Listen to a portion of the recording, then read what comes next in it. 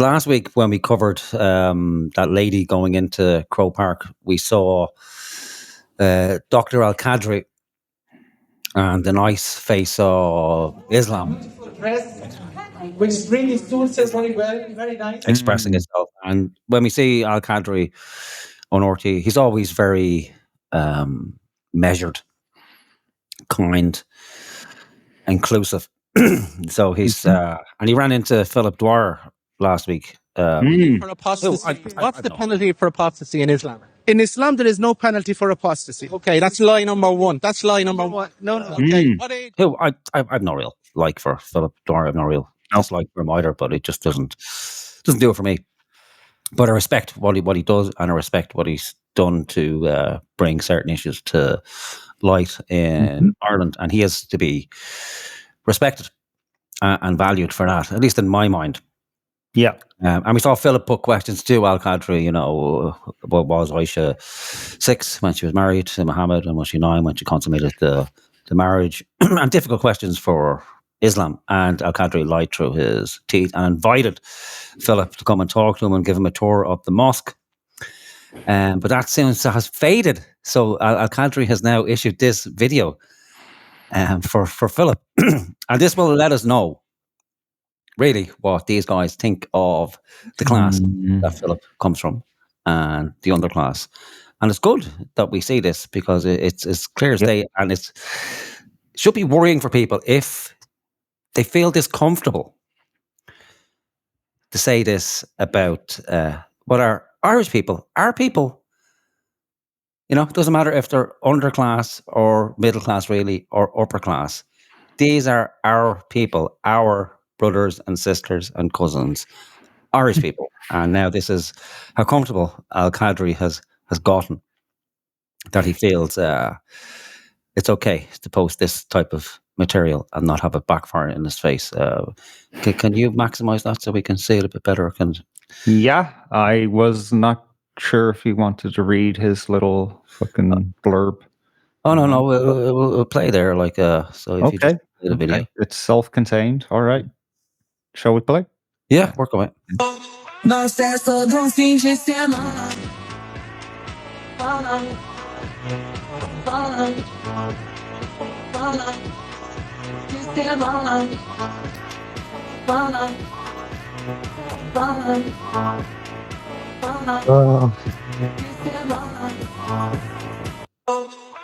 Yeah, we can live there. Once is enough. So, and people wonder why people engage with the grand conspiracy that people are being replaced.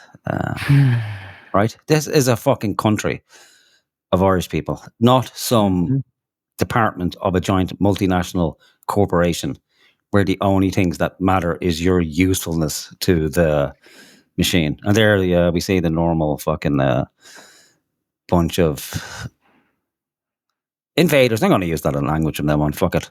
Because that's what it's come down to. The country has been invaded by these people, where you think, okay, the country means nothing, Irishness means nothing.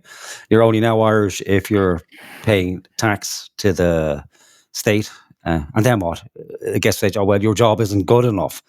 It's not like you're an imam, that well-paying fucking job that doesn't rely on donations and funding from various sources, that Philip Dwyer, because he's not, I don't even know if he's in employment or not. I don't fucking care.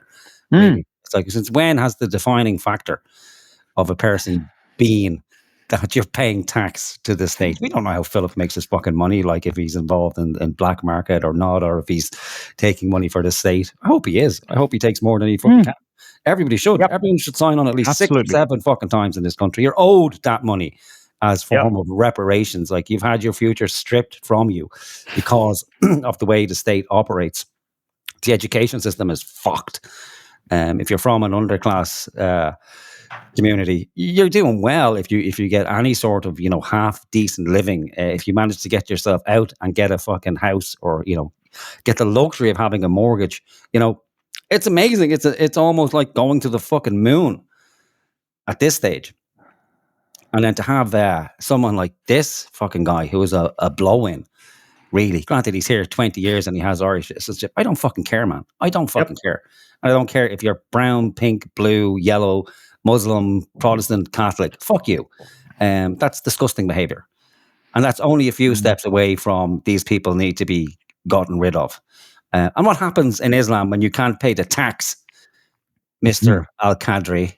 What happens? When Muslims go and conquer the adjacent country, the Prophet says, the first thing you do is call them to Islam. If they accept it, leave them. Khalas, they're Muslims. We go. If they refuse, then tell them Allah obliged upon you to pay taxation, jizya. When enemy comes and attack your country, you don't fight. We Muslims protect you. But the ruling is for Sharia. So you do not open nightclubs, you do not fornicate in the streets, you do not, no, Sharia rules. If they refuse, then we have to fight. And if we fight you, then we capture you, you become our slaves, and we take your land, and you take where, because you refuse, I give you two good options. This is the strength of Islam. But nowadays, forget this, maybe in the coming 40, 50 years when the Muslims become strong, as they're supposed to be. And he won't convert. What will you do with him?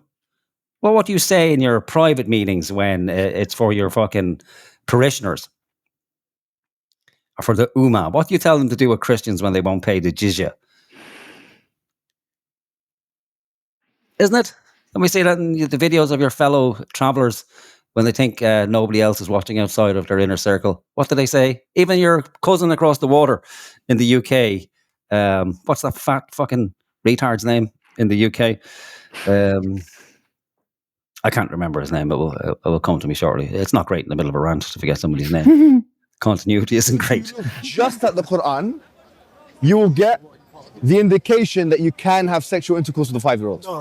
The reason why it's haram to have sexual intercourse with a 5-year-old is not found in the Quran at all.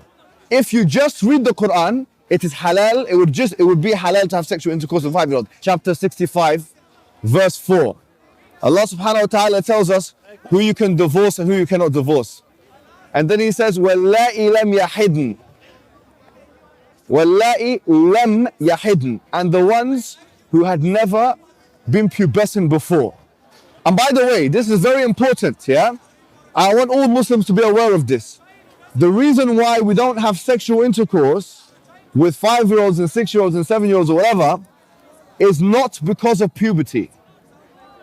Wait a minute, what did you say? It's not because of puberty, because that verse in the Quran actually says lam yahid.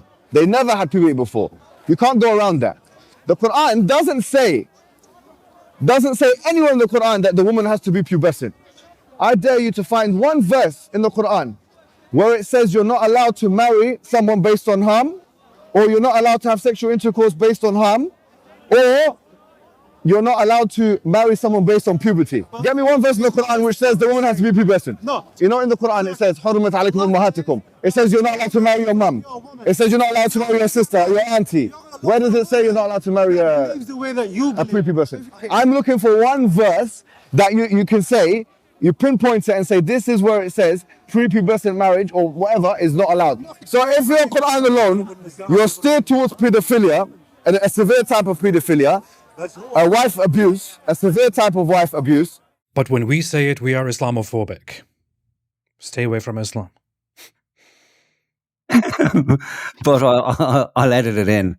But him, he's no problem with admitting that Aisha was 6, and that if it comes down to brass tacks, if the Christians won't pay the jizya, well then it's off with their fucking heads. Fuck you, you piece of shit.